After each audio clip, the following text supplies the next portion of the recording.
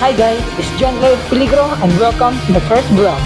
Yep, this is my first vlog kaya medyo mahirap sa akin ng pag-iisip kung ano ba magandang content until naalala ko yung video ni Zarka Music Vlogs about asking 50 people to give one word and turn it into a song. So naisip ko, why not? Gawin ko rin yun. But this time, I'm gonna ask 50 people to give me one word and instead of making it a song, I'll turn it into a spoken word poetry. Kung napanood niyo yung mga past videos at post ko, malalaman niyo sumasali ako sa inter-school, district at division spoken poetry contest. Kaya why not gawin ko dito at gawin kong content gaya nila Antonio Batan. And with all that being said, simulan na natin ang paghahanap ng 50 words.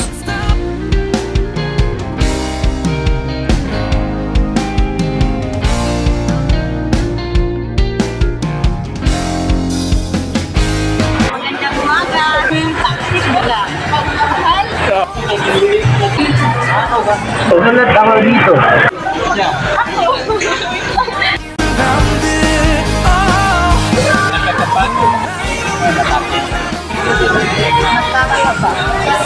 Nakapag-gigil.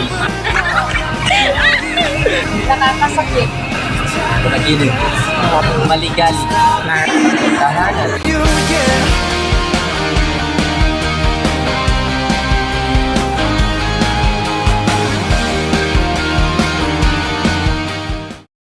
Day 2. Sa wakas, kompleto na ang 50 words. At ang challenge ko naman ngayon ay gawin itong isang spoken word poetry. Ayokong gawing isang bara-bara lang ang spoken poetry. Dapat may meaning ito para naman hindi sayang abala sa mga trabahante doon sa mall.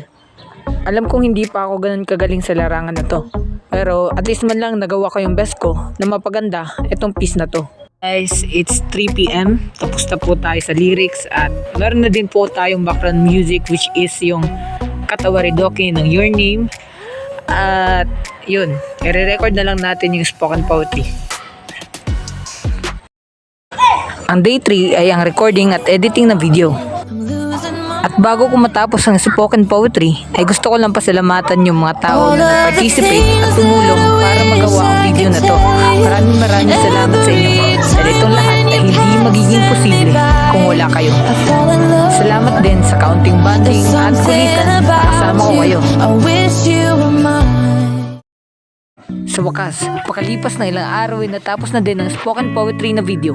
Pero bago ang lahat ay mag-like at subscribe muna kayo para updated kayo sa mga susunod pa nating video.